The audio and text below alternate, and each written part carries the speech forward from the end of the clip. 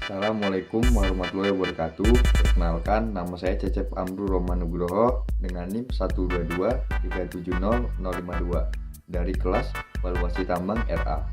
Saya di sini ingin menjelaskan apa yang saya pelajari dari kelas valuasi tambang pada minggu kedua. Ya, topik yang akan saya bahas yaitu feasibility study dan valuasi tambang. Dari topik ini mungkin kita bisa mencari tahu atau memahami proses penilaian kelayakan suatu proyek tambang mulai dari aspek teknis hingga finansial. Pertama, kita akan membahas feasibility study atau studi kelayakan. Berdasarkan UU nomor 3 tahun 2020, studi kelayakan adalah tahapan penting dalam kegiatan usaha pertambangan. Tujuannya adalah untuk memperoleh informasi lengkap dan mendalami tentang aspek-aspek ekonomi, teknis, dan lingkungan proyek tambang.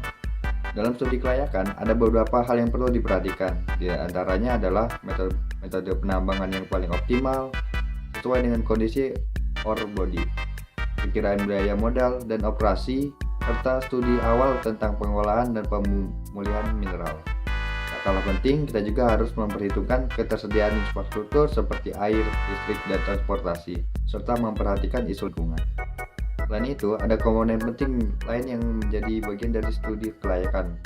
Menurut Kepmen ESDM nomor 1806 tahun 2018, kita harus mempertimbangkan risiko utama seperti cadangan mineral, pasar, harga komoditas, dan biaya operasional. Kita juga harus mempertimbangkan isu politik, tenaga kerja, dan lingkungan, serta pajak yang berlaku. Dalam hal pembiayaan, ada dua metode utama yang sering digunakan, yaitu corporate debt dan project finance. Corporate debt adalah pembiayaan proyek yang besar diambil langsung dari neraca perusahaan. Lalu sedangkan project finance adalah pembiayaan yang lebih fleksibel, tetapi biasanya membutuhkan waktu yang lebih lama karena evaluasi kelayakan yang lebih ketat. Nilai dan forecasting komoditas. Mari kita bahas tentang nilai dan forecasting komoditas. Harga komoditas di pasar sangat dipengaruhi oleh faktor supply and demand, kelangkaan dan proses pengolahan. Karena itu, mengetahui harga komoditas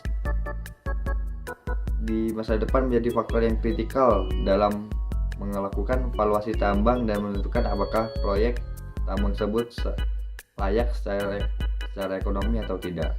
Jadi itulah penjelasan singkat tentang feasibility study dan valuasi tambang. Kedua aspek ini sangat penting untuk menilai apakah suatu proyek tambang layak dijalankan dari segi ekonomi, teknis, dan lingkungan.